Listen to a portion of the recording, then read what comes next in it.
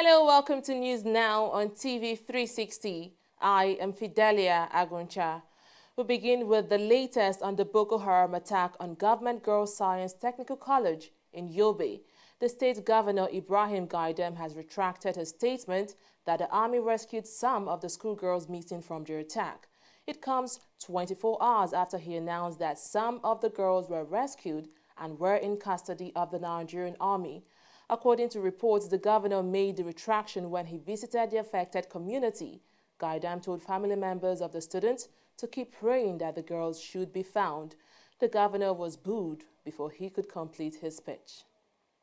Moving on to more stories now. Meanwhile, the Nigerian Senate has condemned the attack and urged the federal government to ensure all the girls are rescued. Details from the attack, which happened on Monday, are still very sketchy. President Muhammadu Buhari has already deployed the military and other security agencies to the school. He has also ordered the Ministers of Defense, Information and Foreign Affairs to visit the school for an assessment of the situation. Meanwhile, the Bring Back Our Girls advocacy group has also asked the Nigerian government to thoroughly investigate the incident to uncover the whole truth. The BBOG in its statement says it is worried that the uncertainty of the attack is similar with the confusion that surrounded official communication following the abduction of the Chibok girls in 2014. Meanwhile, a Nigerian senator has accused the federal government of empowering the terrorists by paying ransom for abducted persons. Senator Joshua Lidani said this on Thursday while contributing to a debate on a motion on the missing schoolgirls in Dapchi, Yobe State. The senator said measures should be put in place to ensure that schools, particularly those for girls, are well secured.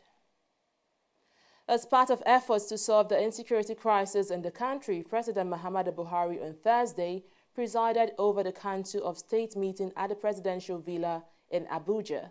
The National Council of State is the highest constitutional advisory body, and it constitutes Nigeria's sitting president, vice president, all former presidents and heads of state, former chief of justices of the Federation, and the 36 state governors and the leadership of the National Assembly.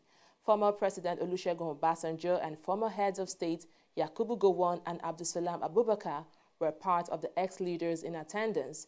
The council meeting, which is the third since Buhari assumed office in 2015, is expected to focus on the prevailing insecurity issues in various parts of the country. 10 people have been confirmed dead, with 10 others severely injured in a road accident in Majiya Town, Tara local government area of Jigawa State. The incident, which happened on Thursday, has been confirmed by the State Security and Civil Defense Corps spokesperson, Adamu Shehu. Shehu said the accident involving a Sharon bus and a Toyota Hilux was as a result of overspeeding. He said the dead include 2 children, 1 woman, and 7 men. The Nigerian Army has replaced its official spokesperson, Brigadier General Sani Usman. Usman was replaced by Brigadier General Jude Chukwu, one of the newly promoted officers. Jude is expected to officially take over as the new Director of Army Public Relations on Monday. Usman, meanwhile, has been appointed to attend a seminar executive course 40 at the National Institute for Policy and Strategic Studies in Jos. Former chairman of the Independent National Electoral Commission, INEC, Professor Atahiru Jega, has questioned the power of the National Assembly to alter the sequence of the 2019 elections. Speaking in Abuja at an event themed "Is Nigeria's Democracy Under Threat?", Jega said the National Assembly's action undermined the independence of INEC. Quoting the 1999 Constitution, Jega said the power to organize and set the date for elections remained the exclusive preserve of INEC. He added that the cost of election would be higher if the National Assembly succeeds in changing the election sequence. Human rights group Amnesty International is again accusing the Nigerian military of human rights abuse. In a new report on Thursday, the body says Nigerian security forces carried out widespread human rights abuses such as extrajudicial killings, arbitrary arrest, mass detention in subhuman facilities, attacks on the media and journalists, violent crackdown on peaceful protesters, and forced evictions in 2017. The report condemns the Nigerian military for its total disregard for human rights in its execution of the war against violent Islamist group Boko Haram. According to Amnesty International, in the outgoing year, the Nigerian army carried out extrajudicial executions, forced disappearances and torture, and other ill treatment which in some cases led to deaths in custody. The human rights organization also pointed out that the condition of the military detention facilities in the northeast and other parts of the country was harsh, and children were detained unlawfully alongside their parents in these centers. The Nigerian military is, however, yet to react to the report. The International Organization for Migration, IOM, on Thursday brought to an end its 2-week training program which seeks to empower migrants recently deported from Libya. The IOM, in partnership with the UN through its program, gives the returnees an opportunity to rebuild their lives, providing them with startup capital to harness skills and ideas learned over the course of the training. Part of the training session was to organize the returnees into cooperative groups, cooperative and self-help groups. The idea for them is to bring some sort of cohesion for them because they've been together for quite a while, and it will be the group model for development enterprises is a sure model that has worked in several other countries around the world, and it's a good thing that the IOM has decided to adopt it. I will state categorically here that we have been able to achieve the objective of this training, which is train the participant, that is the returnees, to identify, plan, and group them into smaller groups, 3 to 5, to form a small business group. So we've been able to identify it. We trained them, put them through since Monday, and we made them to understand that group business is worth it, something that if they trust themselves, that they will be able to make a positive outcome from the various businesses they have chosen to do. We are to group ourselves at least towards 3 to 5. So if you are in a group, you are to decide on the kind of business you want to do. Like if you are 3 in a group, you have to ask each person the business they want to do. So you bring out the business and ask, okay, do you have experience in this one? If we have at least we vote out and we have one business that 2 people is supporting, then that is the business we are doing, because at least 2 people is having the experience, so we have advantage on that kind of business. I choose cosmetics because I have the interest in it. I know about the business very well, which I know people will come in and buy. It's a regular process, and it's an asset that people usually use.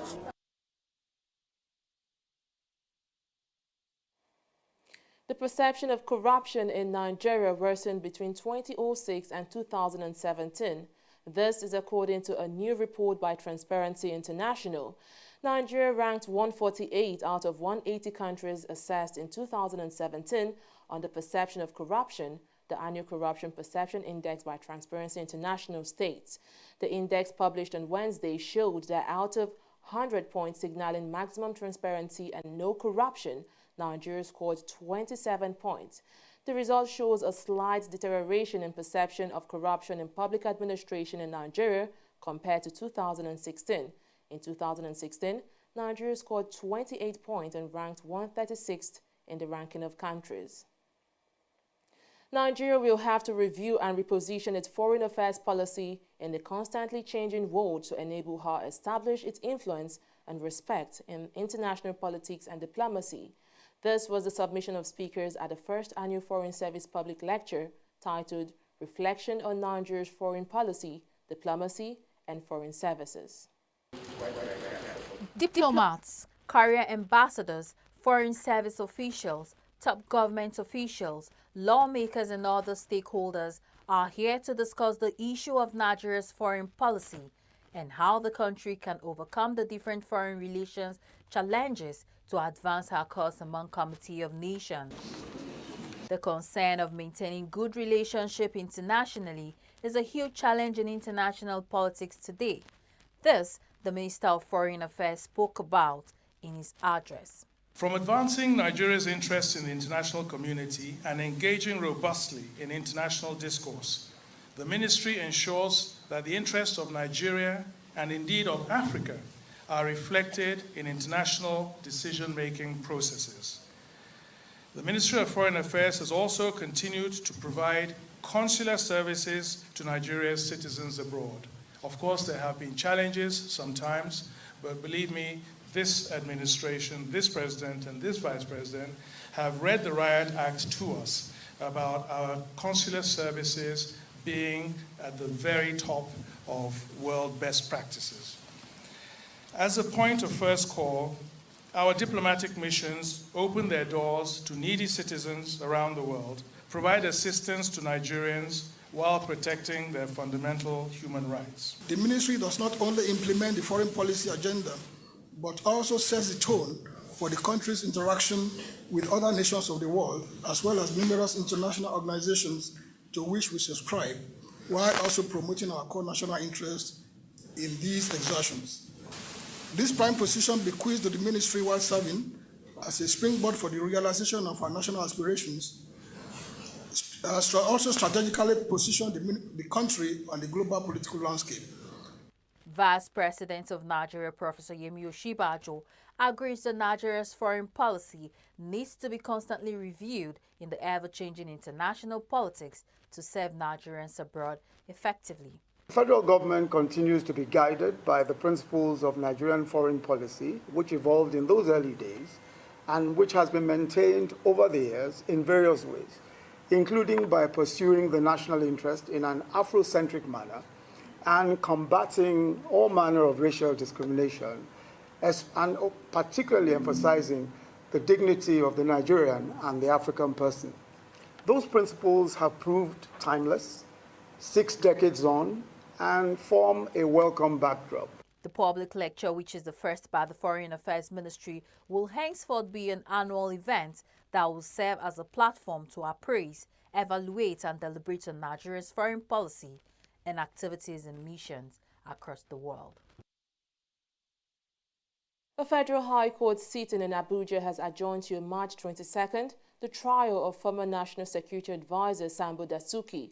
Dasuki, who was again absent in court, is standing trial on a 19-count charge bordering on alleged diversion of 13.6 billion naira.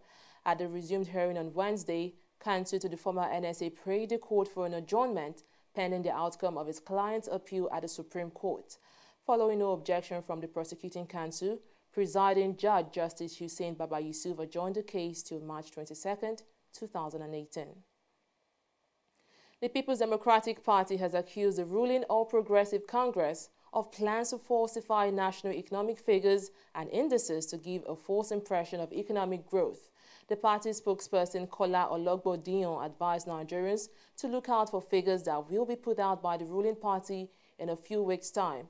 He was speaking at a press briefing in Abuja, the nation's capital. We want to alert Nigerians and the international community of the heinous design now hatched by the APC, a desperate party, so to say, to delude Nigerians on the true state of affairs of our nation, particularly on security and comatose economy. We have information that forces at the presidency and the leadership of the APC, having failed to record any meaningful achievement in their almost 3 years of failed governance, and having realized that they have nothing on which to anchor their in-law 2019 election bid, have mobilized their agents to commence the falsification of economic and development indices across all sectors.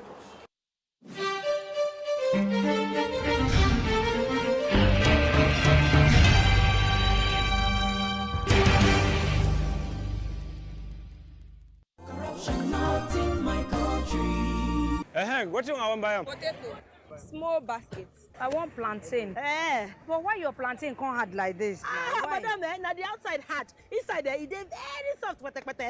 Madam, wallahi make her no buy them. Make her show you something.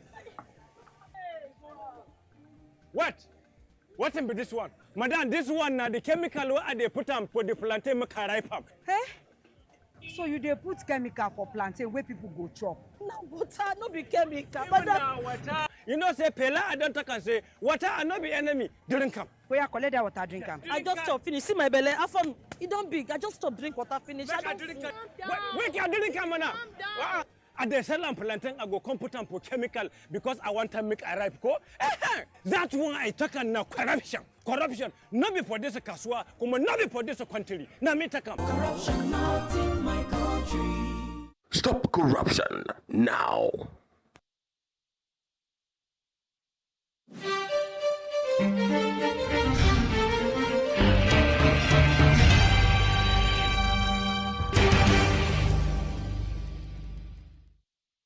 Nigeria raised 79.62 billion naira at an auction on government bonds on Wednesday.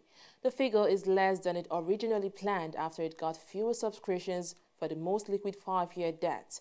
The Debt Management Office initially intended to raise 100 billion naira. It got subscription of 117.58 billion naira, more than half skewed towards the 10-year bond. The DMO sold 27.18 billion naira in 5-year bonds at 13.70% and 52.44 billion naira in 10-year debt at 13.98%. The 5-year bond is due in 2021 and a 10-year, a new offering in 2028. Investors bid as high as 16% for the bond at the auction. The federal government has approved $6.7 billion for the construction of Ibadan-Kaduna Standard Gauge Railway. Rotimi Amechi, Minister of Transportation, said the project was part of the Ibadan to Kano Railway project. He made this known on Wednesday after the Federal Executive Council meeting. Amechi said the government also awarded a spur linking Ado-Ekiti with Oshogbo. Nigeria's stock market on Thursday closed on a positive note as it rose by 0.24%. The all-share index gained 100.46 basis points to close at 42,258.78. Similarly, the market capitalization was up over 30 million naira to end the day at 15.165 trillion naira. There was an upturn in the shares of Nestle, who lost previous day. Total Flour Mill, UBA, also made gains. Nigeria Breweries yet again maintained the losers list with Dangote Sugar, CAP PLC and Fort Oil behind. The financial service sector dominated the most traded list in terms of volume, seeing equities of Fidelity, Sky Bank, First Bank of Nigeria Holding and First City Monument Bank up there. Market activity saw 342,100 million shares exchange 3.094 billion naira in 4,943 deals. Onto the international scene now. The death toll from an outbreak of the foodborne disease Listeria in South Africa has more than doubled from previous numbers given in January. The government say no fewer than 172 people have died since the outbreak. The National Institute of Communicable Diseases say 915 cases of the disease have been confirmed since January last year, up from the previous figures given last month of 61 deaths and 720 confirmed outbreak. The government say the source of the outbreak is still unknown. Listeriosis is caused by a bacterium found in soil, water, and vegetation. People usually contract it through animal products and fresh fruits as well as vegetables. The disease causes flu-like symptoms and can lead to nausea, diarrhea, infection of the bloodstream, and the brain.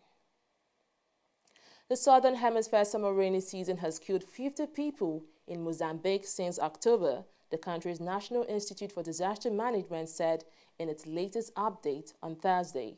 This figure includes 17 people killed in the capital Maputo on Monday when a 15-meter pile of garbage collapsed due to heavy rain and buried 7 houses. Elsewhere, torrential rains and wind have caused flooding, including in the gas-rich north of the country, with 7,200 dwellings destroyed and 130,000 people affected. Low-lying areas of Mozambique, a tropical African nation with a huge Indian Ocean coastline, are often hit by floods, which in some years in the past have killed hundreds of people. On to sports now. FIFA President Gianni Infantino has hailed the administration of Nigeria's football chief, Amaju Pinnick. The FIFA chief stated this and more at the post-FIFA Executive Football Summit press conference in Lagos. He said the Nigerian Federation has shown excellent vision and focus and has taken giant strides over the past 2 years. Infantino also condoled with the NFF and the family of Kano Pillars player Chinedu Udoji, who died in an accident. Plateau United and MFM on Wednesday progressed to the second round of the CAF Champions League after beating their opponents in the second leg of their first-round fixtures. Plateau, who defeated Edinsport of Cameroon 3-0 in Jos, beat the Hills 1-0 in Yaoundé to qualify 4-0 on aggregate, while MFM defeated AS Bamako 1-0 at the Agege Stadium in Lagos after playing 1-1 draw in the first leg in Bamako. They qualified 2-1 on aggregate. However, the two teams have been handed tough opponents in their next round as they meet North African opponents. Plateau will meet Etienne du Sahel of Tunisia, who drew a bye in the round, while MFM will meet Algerian side Mouloudia Club de Alger, who defeated AS Otoho of Congo 9-2 on aggregate. David De Gea deflected the attention away from Paul Pogba with another spectacular display of goalkeeping as Manchester United came away from the Champions League last 16 first leg against Sevilla in Spain with a 0-0 draw on Wednesday. De Gea made two breathtaking saves, denying Sevilla a lead to take to England for next month's return. Lukaku had a late goal disallowed, but United's display was the kind of cautious approach seen time and again in such games by Mourinho's team down the years. Well, that's it on News Now. Many thanks for watching. I am Fidelia Aguncha.